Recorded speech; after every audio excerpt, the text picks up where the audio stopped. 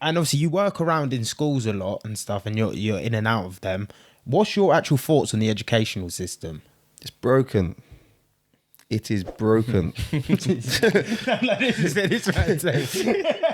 believe that as well? Yeah. It's I think this country's broken. Mm-hmm. There's no leaders. There's everything's easy. We don't understand things. We're not teaching people the right way. Mm-hmm. Yeah, it is funny because it's I don't understand. You see a lot of foreign people as well. They say, I don't want my kids here. Mm-hmm. Even they're sending their kids. They're just coming here to work. I want my kids still. Like the guy saying today, he's like, I've got a son. He's 6. But I want him staying in Romania because he's like, when they go to school, they learn. Yeah. They go in there and they're learning properly. They're coming home. They're a bit broken. That they're physically learning. Here, they're like, you're tossing around. You're not doing nothing. Like, what are you learning? It's nothing. Like, I don't have kids myself, but if I do, I've always said I'd want to be in a position where I can homeschool them. Like maybe up until, them early years, they can go and they can socialize and stuff like that. But when it's time to actually learn proper things, I'm not trying to send them to school here.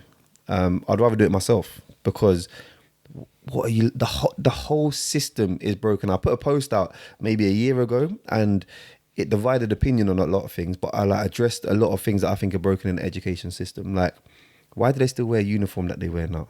Why are they still in blazers and they get told off for tucking their shirt and they got to wear these shoes and that? What jobs did young people aspire to where you look like that anymore? Before like the top paying jobs, you think office jobs and you must be making money because you work in an office. That's not the case now. With social media, with the sports opportunities, businesses, young people don't aspire to dress like that. And okay, if you want to do that, cool. Later on, you can learn how to dress smart and whatever. They should be in a little polo shirt with their school logo on, whatever. I agree with that. But why are you stressing our parents to get school shoes? And every time the school shoes, they're playing football with them and they're getting holes in them or scuffing them. They got to get enough.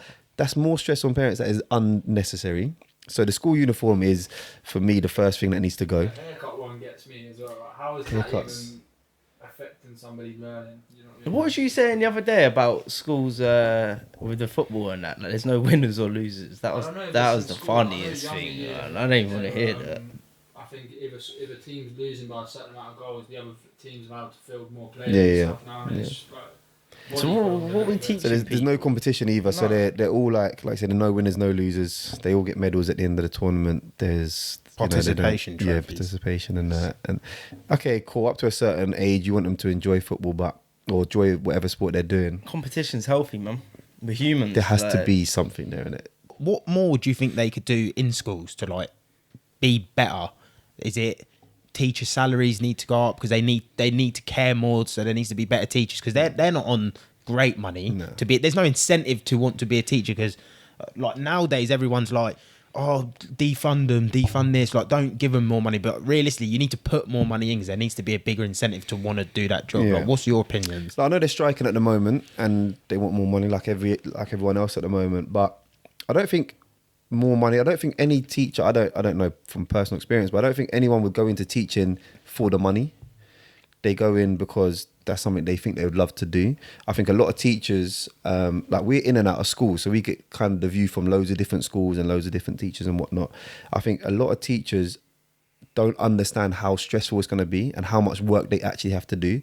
They're thinking, all right, 9 till 3, go maybe a couple of hours doing some reports and that, weekend off, and they get all this work chucked on them. They have no teachers actually in the school, so they got to cover lessons and they got substitute teachers. Then they got 30 kids in a class where 12 of them definitely don't want to be there, and they'll tell you they don't want to be there. Then you probably get another 8 that don't want to be there but will just kind of sit there and just drift along. Then you'll get the rest that kind of they want to actually learn. How can they cope with that? How can any one person, and this is the main thing that should change, how can 30 kids still be in a classroom? How does that even make sense? Yeah. Like, I'm a very logical person. Logically, it doesn't make sense that there can be one teacher and 30 kids in a classroom. Yeah. You don't doesn't think make of it sense. like that though, do you? Like, I've never sat there and thought of it like that. But even as adults, right? Say you went to a training course for whatever you wanted to do. If you went to listen to someone talk and you was interested in that thing, and there was 30 of you in there, or 150 people in a room, you could sit there and listen and engage. Sometimes even over a day, you'd be like lagging a little bit. You'd be like, oh no, like re-engage. And that's something you want to do. Imagine you got told you have to go and learn all these different things that you don't even want to, every single day, for 5 hours a day, listening to the teacher just monotone talking, sometimes just reading off a PowerPoint or whatever, and there's 30 of you around, you're gonna be distracted. You're not gonna want to engage, and then that teacher's got to try and control all 30 of you. How does that make sense? How can that teacher engage with all 30 of them at one time? So when we do projects in school, we do a maximum of 12, and there's 2 members of staff usually, and that gives us a chance to actually get to know when someone's messing about. Okay, what's happened today? What's going on? They come in a little bit different. Instead of just sending them out or saying, right, you're gonna get detention, you don't sit down. What's gone on? Have you eaten today? Do you have breakfast this morning? Do you have a late night? What happened? Or you might find out, oh, my dad got arrested last night. Oh, my cousin got stabbed. Oh, I didn't sleep because my mum's got a new baby and she didn't stop. Anything. It could be anything. Actually knowing someone, getting them to open up. Just getting to know them. Yeah. But I don't blame teachers. When I first started doing this, I was like, teachers, they don't take no time and blah, blah, blah.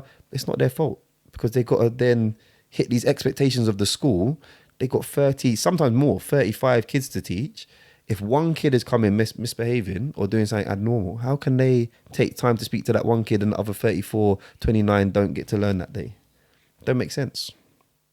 And then they've got these little units in schools now, and they've got teachers in there that don't know how to talk to these type of kids. Yeah, but that's the other problem, isn't it? Like, not all teachers have got it in them to speak to kids. Some teachers don't like kids, which is mad. Some teachers, and it's more the older ones that have probably had 15, 20 years of just, they're thinking, oh, these little shits and blah, blah, blah. And then they just lose the passion for it, which I get as well.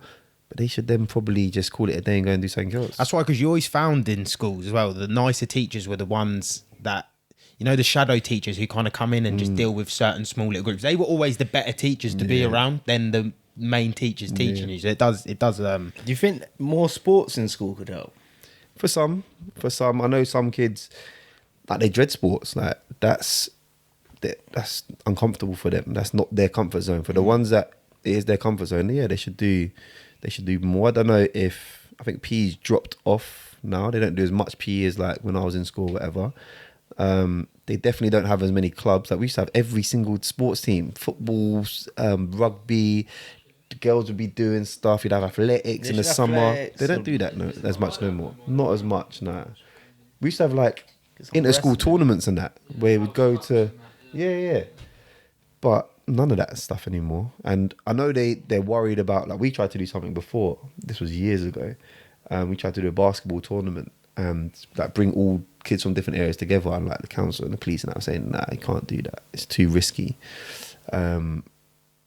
We went and done it anyway with a football tournament, but because we knew that we could manage the kids that will come in there, or we was confident with. Even Luton used to do that, didn't they? Like, they used to have a Farley Hill site, Marsh Farm site, Lucy Farm site, and then come together at Kenilworth Road and play each other. Yeah, a little bit of beef now and again, but overall it's pretty controlled. That just happened in the area as well, right? With people you didn't like, that people that. Yeah, exactly. Yeah. Yeah, it's normal, I think, with just young kids. Yeah, but now they're scared to do it because obviously youth violence is so high. They're scared. Imagine something happened. Imagine they put a school event on and someone got stabbed. Like, it wasn't good. Which is definitely a possibility as well. Well, you got to count that possibility nowadays, isn't it? Like, it'd be stupid not to, because it's just what's happening.